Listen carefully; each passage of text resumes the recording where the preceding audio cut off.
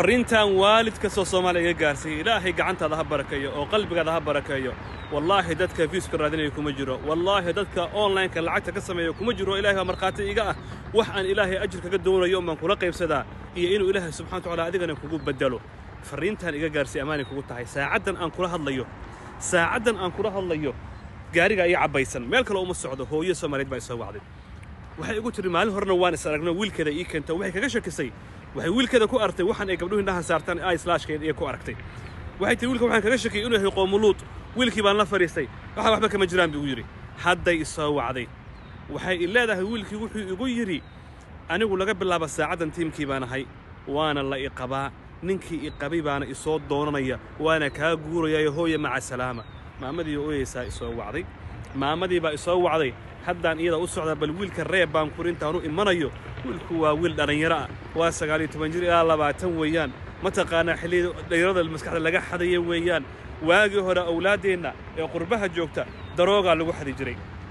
waxyaalo kale lagu xadi jiray tuugnimo gang waxaas hadda waxa soo baxay mashaariic kuba ka waaweyn oo cunugaaga in la guursado ahba cunugaaga in la guursado ah dawladaha barmood gareynaya أورجانيزينا برمود قرينيا ودن كيبان دح دقنا هاي النجع عيالك علاقة لما لهن متقانا وحيالها يعونيان يدخاتير تعكو كل شيء كما وضع ورهينه معلوم البوان أركينا وحي إيش يكتم مع مدرسة وهذا أنقري قد أسعد ويلك الله صفر سنة يا ويقول رواب بدلنا هيبة محاني لا يبنت هبل ولا قاب ولا ليال أولادين إنه كور هينه والله قربها رجع كسو هلوبي كسو عرر يو إن دحوم هالكواتالا ورجاجو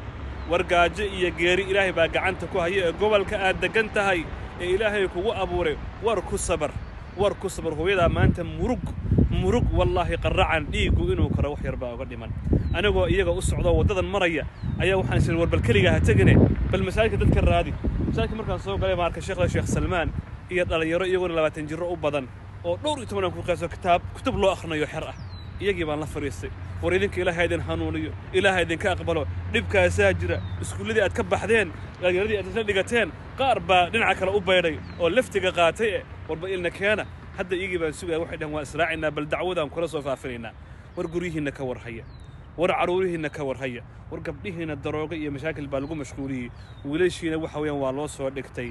waxa weeyaan qofka qurbaha yimaada eeran ciyaalkiisa diraasaynin waxaad ogaataa banaanka waxa ka dhacaya ka awood badan berina waxa aad ka naxdad arkaysaa intay goor tahay cunugaaga gacanta ku hayso war tarbiyeyso war adigu ku dadaal war ku ooy war wax u sadaqee war ma taqaanaaye meelaha wanaaga agee war dalkiisa ku cel yaani adaa laga mas'uuliyadiisa adigu saaran tahay adigoo halka yimid tafiirtaadii adiga ka beerantay ee inta islaamka soo ahayd tafiirta adiga ka beeranta inay gaalnimo iyo qaniisnimo ay ka bilaabato adoo asaw noqoto adigoo dhuuri soo raadsaday ilaa halka wax kale u meenaan imanne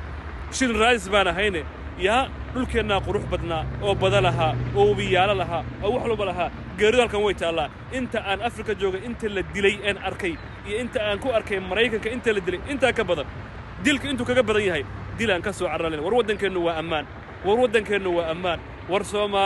war Soomaaliya saar isku dhaama wallahi alcadiim qaracanka aan maanta u taaganahay hadda wiil Soomaaliyeed baan u tagi doonaa oo dhowr 20 jir ah oo leh wali qaba wali gilminaya waan baxaya wadi ka guuraya oo waalidkiina uu leeyahay hooyaha guriga joog waxaan ku maxaa saa u leedahay waxay tirida waxa lacal inuu ilaahay soo hanuuniya laga yaaba waa hooyo waa iska taqaana halka ay jifo in maalin soo bedela laga yaaba hadii la qaato waaba qisooyinka ay kuba ka daran baan u soo taagnaa indhihiina furadan insha Allah ta'ala. Assalamu alaykum.